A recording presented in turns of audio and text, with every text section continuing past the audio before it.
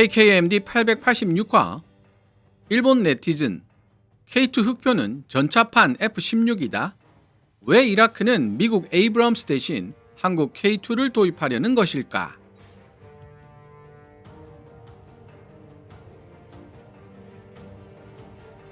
전투기로 따지자면 F-16의 포지션이라고나 할까? KK-피스 9250이라는 대화명을 쓰는 일본 네티즌이 오늘 소개할 일본 밀리터리 유튜브 영상에 달아놓은 댓글입니다. 이라크 육군이 주력으로 운용하고 있는 미국산 M1A1 에이브럼스와 구소련 및 러시아로부터 도입한 T-72, T-90S 주력 전차를 대체하기 위해 현대로템의 K2 흑표를 250대 정도 들여놓을 가능성이 높다는 소식이 일본 네티즌들을 놀라게 만들고 있습니다. 노후화가 심각하게 진행된 구식 T-70이나 러시아 우크라이나 전쟁 때문에 부품 수급이 어려워진 T-90S를 한국산 K2로 교체한다는 것은 그리 놀라운 일이 아니지만 세계 최강의 주력 전차라고 일컬어지는 미국 M1A1 에이브럼스 대신 한국 K2 흑표를 도입한다는 것은 전투력 측면에서나 상징적인 측면에서 궤를 달리하는 조치이기 때문입니다. 구독자 15만 명을 보유하고 있는 일본 밀리터리 유튜브 채널 밀리래퍼는 일본어를 기반으로 밀리터리 매니아나 군사 정보에 관심이 많은 일반인들을 시청 대상으로 하고 있으며 신뢰성과 접근성이 비교적 높은 채널이라는 평가를 받고 있습니다. 밀리래퍼가 지난달 15일에 게재한 이라크군이 에이브럼스를 버리고 K2 전차를 도입, 그 목적과 이유 영상에는 무려 940개나 되는 댓글들이 달려 있습니다. 영상 내용만큼이나 댓글을 읽는 재미도 쏠쏠한데요. 밀리래퍼가 게재한 영상을 번역해본 뒤 댓글들 중 호응도가 높은, 즉 좋아요를 많이 받은 댓글들을 유형별로 분류하여 분석해보도록 하겠습니다. 밀리래퍼 본문 내용은 노란색 글자로, 제 개인적인 생각이나 역주는 하얀색 글자로 표시됩니다.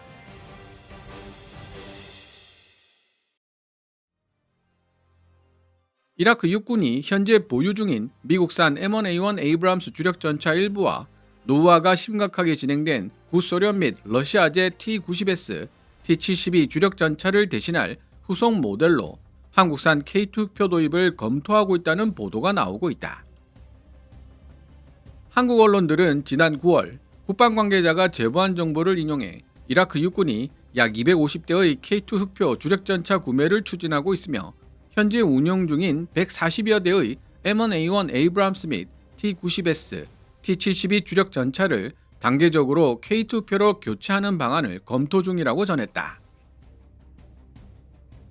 해당 보도에 따르면 계약 총액은 약 65억 달러, 약 9조 원 규모에 달할 전망이며 이라크 군정보총국이 K2 흑표 제조사인 현대로템 공장을 시찰하는 등 도입 가능성을 평가하고 있고 올해 안에 최종 결정이 내려질 가능성이 있다고 한다. 이와 같은 보도가 나오자 현대로템의 주가는 한때 급등했다. 그러나 2025년 9월 26일 현대로템은 K2표의 이라크 수출 관련 언론 보도에 대해 확정된 사항은 없다고 공식적으로 발표했다. 현대로템에 따르면 수출국 다변화를 위해 다양한 국가를 대상으로 K2표 수출 관련 영업 활동을 하고 있지만 이라크 판매에 대해 현재 확정된 내용은 없다고 설명했다. 하지만 현대로템의 이러한 발표는 이라크가 K2표를 검토하고 있다는 사실 자체를 부정하는 것은 아니며 현 시점에서 이라크가 미국산 M1A1 에이브럼스를 대체할 후보로 K2표를 검토 중이라는 보도는 실현될 가능성이 높은 진지한 검토 단계로 받아들여지고 있다. 이라크 육군이 구식 T-72 전차나 러시아 우크라이나 전쟁의 영향으로 부품 조달이 어려워진 T-90S를 교체하려는 의도는 충분히 이해할 수 있다. 하지만 미국에서 제공받은 M1A1 에이브럼스까지 한국산 K2 표로 교체하려는 움직임은 언뜻 보기에는 의외로 비칠 수 있다. 이라크군은 1991년 걸프전과 2003년 이라크 전쟁을 치르는 과정에서 미군의 M1A1 에이브럼스의 고전을 면치 못했고 그 우수한 성능을 직접 체감했다. 전쟁이 끝난 이후 이라크는 미국의 M1A1 에이브람스 주력 전차를 도입하고 싶다는 의사를 밝혔고, 미국은 군사 원조를 통해 2010년부터 2012년까지 총 140대의 M1A1 에이브람스 주력 전차를 이라크에 제공했다.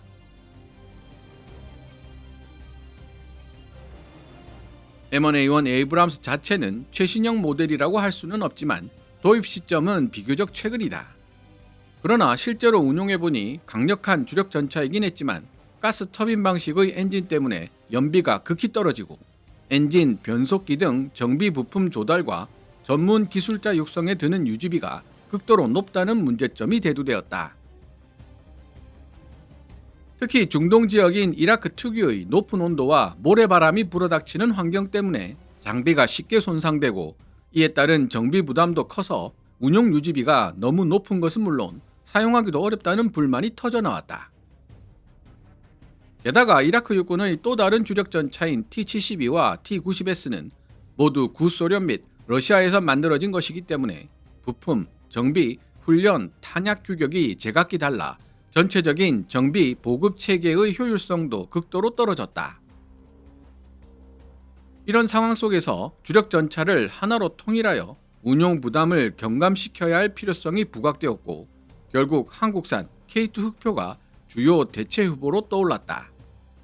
K2 흑표 주력 전차는 이미 아랍에미리트, 카타르 등 중동 지역에서 실시된 연합훈련에 참여하여 운용된 사례가 언론을 통해 보도되었으며, 모래바람이 일상이고 고온 건조한 데다 일교차까지 극심한 사막 환경에서 K2 흑표가 보여준 성능과 신뢰성은 미국산 M1A1 에이브럼스를 능가할 가능성까지 있다는 평가가 나오고 있다. 특히 한국의 K2 흑표는 중동 지역 연합훈련에서 최대 유효 사거리 3km를 넘어 4.5km 떨어진 거리의 표적을 100% 명중률로 격파하며 뛰어난 성능을 입증했으며, 최신 사격 통제 장치와 자동으로 표적을 탐지하여 추적하는 기능 등이 매우 높게 평가됐다고 한다. 또한 2025년 한국은 사우디아라비아와 아랍에미리트 UAE에 대한 수출 전략을 강화시키기 위해 K2 흑표의 사막형 모델 K2ME를 공개했다. K2ME는 사막지대의 극도로 더운 기후에서 운용하는 것을 전제로 설계되었다. 냉각 및 방진 시스템과 보조 동력 장치 APU 등을 강화시키고 열, 먼지, 모래의 영향을 최소화하는 구조를 갖추고 있으며, 실제 사막 테스트에서 좋은 결과를 낸 것으로 알려져 있다. 또한 M1A1 에이브람스와 비교하면 K2 흑표는 설계 자체가 최신식이기 때문에 향후 확장성이 높다는 장점이 있다. 구체적인 예를 들자면 화력, 사격 안정성, 센서, 전자장비, 전자제어식 장갑 등에서 향후 업그레이드될 여지가 크며, 에이브람스보다 훨씬 더 가볍기 때문에 기반 시설이 충분히 갖춰지지 않은 이라크에서 우수한 기동성을 발휘할 수 있다는 점은 큰 매력 요소가 된다. 또한 K2 흑표는 기술 이전 및 해외에서의 면허 생산에 유연하게 대응하고 현지 정비기지 구축 및 빠른 납품 일정이라는 큰 장점도 지니고 있다. 언론 보도 중에는 이라크와의 계약이 성사될 경우 수년 내에 기갑부대 하나를 창설할 수 있는 숫자의 K2 흑표 인도가 가능하다는 내용도 있다. 한국은 현재 폴란드군을 위해 K2 주력 전차 생산을 진행 중이며 연 최대 생산 능력은 약 200대이다. 미군이 내년에 이라크에서 철수를 앞두고 있는 가운데 단기간에 전력 확보가 가능하다는 점도 이라크에 크게 어필하고 있다. 이라크가 K2 흑표를 채택한다면 한국이 현재 수출을 추진 중인 사우디아라비아와 아랍에미리트 UAE와의 협상에서도 유리한 요소로 작용할 것이 분명하다. 여기 더해 사우디아라비아와 아랍에미리트는 한국산 자주포 K9 썬더를 도입할 가능성도 매우 높은 것으로 알려져 있다. 이와 같은 흐름으로 봤을 때 중동 무기 시장에서 한국의 점유율이 크게 확대될 가능성이 있다.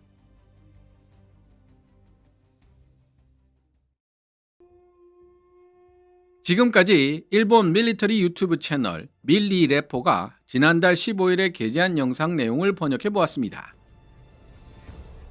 해당 영상에 달린 일본 네티즌들의 댓글을 분석해보면 대략 4가지 흐름으로 분류됩니다. 첫 번째로 K2표의 성능과 가성비를 인정하며 새로운 표준 전차로 떠올랐다는 의견들입니다. 가장 많은 수의 좋아요를 받고 있는 의견들인데요. 러시아가 전쟁통에 무기 수출을 하지 못하고 있으며 그렇다고 중국제는 미국의 눈치를 보느라 부담스러워하는 나라들이 많아 한국산이 새로운 대안이 되고 있다는 내용을 담고 있습니다. 또한 K2 흑표는 이미 여러 차례 개량된 덕분에 현재 세계 최상위권의 성능을 지니고 있고 성능 대비 가성비가 좋아서 현 시대의 가장 현실적인 선택지이며 나아가 일부 국가들에게는 표준 주력 전차가 될 수 있을 것으로 분석하는 흐름입니다. 두 번째로 미국의 에이브람스나 독일의 레오파르트 2 같은 기존 서방 명품 주력 전차들의 한계를 지적하는 의견들입니다. 부연 설명을 덧붙이자면 미국 M1 에이브람스의 최신 버전 같은 경우 너무 무겁고 가스터빈으로 구동되다 보니 연비는 최악이고 정비 및 부품 보급 문제는 상시로 발생하고 있기 때문에 부자나라 미국 정도나 굴릴 수 있는 주력 전차라는 공감대가 강하게 형성되고 있으며 그 반작용으로 K2 표가 주목받고 있다는 분석입니다. 오죽하면 산유국인 이라크가 버티지 못하고 교체를 생각하는 수준이겠느냐라는 비판부터 미국도 사실상 새로운 전차 개발 능력을 상실했다는 비판까지 많은 사람들의 눈길을 잡아끄는 의견들입니다. 세 번째로 기술 이전, 현지 생산, 정비 및 운용에 있어 K2 표가 지니고 있는 유연성이 큰 매력으로 작용했다는 지적입니다. K2 표의 장점은 단순히 우수한 성능에만 있는 것이 아니라 기술 이전, 현지 생산, 정비 노하우 제공 같은 기타 패키지에 있다는 시각입니다. 대표적으로 K2 자체의 성능도 상당히 높지만 자국에서 정비 및 생산할 수 있게 해주는 조건이 수출에 엄청난 메리트가 되는데 일본 입장에서 이 부분이 정말 아쉽다고 토로하는 의견을 볼 수 있습니다. 이 의견은 일본 시청자들로부터 좋아요를 무려 181개나 받았습니다.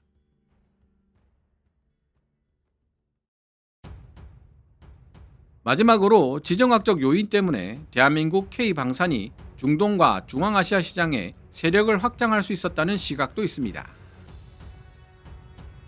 이미 언급했었지만 전쟁으로 발생한 러시아의 공백, 정치적 제약 때문에 방산 수출에 어려움을 겪고 있는 미국이나 이스라엘을 제치고 대한민국이 막강한 산업 능력과 전쟁 중인 분단국가라는 특수성을 내세워 중동 및 중앙아시아 지역에서 큰 존재감을 가지게 되었다는 분석입니다.